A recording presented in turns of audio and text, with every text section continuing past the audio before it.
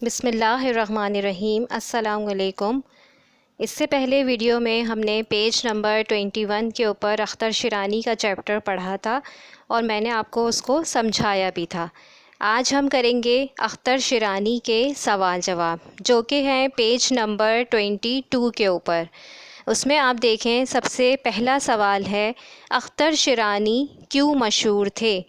اس کا آنسر ہے اختر شیرانی نے غزلوں کے ساتھ ساتھ گیت بھی لکھے، بلکہ اختر کی اصل وجہ شہرت گیت ہی ہیں۔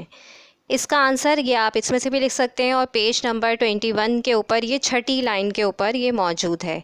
اس کے بعد ہے دوسرا سوال، ان کے والد کون تھے؟ اس کا آنسر ہے ان کے والد حافظ محمود خان شیرانی فارسی اور اردو کے مشہور استاد اور ادیب تھے۔ تیسرا سوال ہے اختر شیرانی نے بچوں کے لیے کیسی نظمیں لکھی؟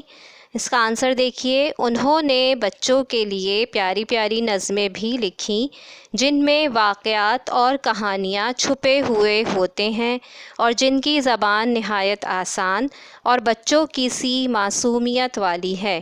اس کا آنسر بھی پیج نمبر 21 کے اوپر آپ دیکھیں گے 7ویں لائن میں موجود ہے۔ پورا آنسر 7ویں اور 8ویں لائن ہے۔ چوتھا سوال ہے اختر شیرانی کا سن پیدائش اور سن وفات لکھیے۔ اس کا آنسر دیکھیے، اختر شیرانی کا سن پیدائش 1905 ہے اور سن وفات 1948 ہے۔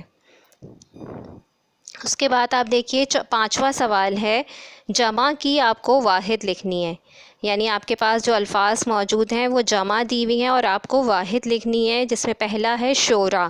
شعرا کا واحد ہے شاعر، واقعات کا واقع، فرائض کا فرض، اوقات کا وقت۔ اس کے بعد چھٹا سوال ہے مندرجہ ذیل الفاظ کے جملے بنائیے۔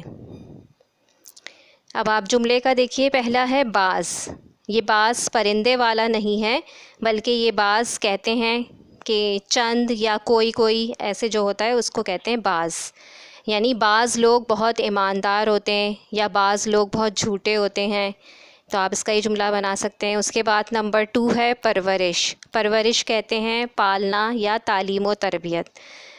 والدین بچوں کی پرورش کرتے ہیں۔ نمبر 3 ہے خشک۔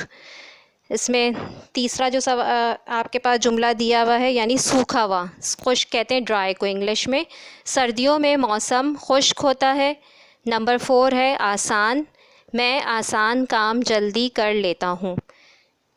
یہ پورا پیج ہے جو آپ کو اسی بک کے اندر آپ کو یہ سارے سوال جواب اور یہ جملے یہ سب کچھ آپ کو بک کے اندر ہی کرنا ہے، اور میں امید کرتی ہوں سب لوگ بہت اچھے سے یہ کام کریں گے اور اچھی رائٹنگ میں لکھیں گے۔ بہت شکریہ۔ اللہ حافظ۔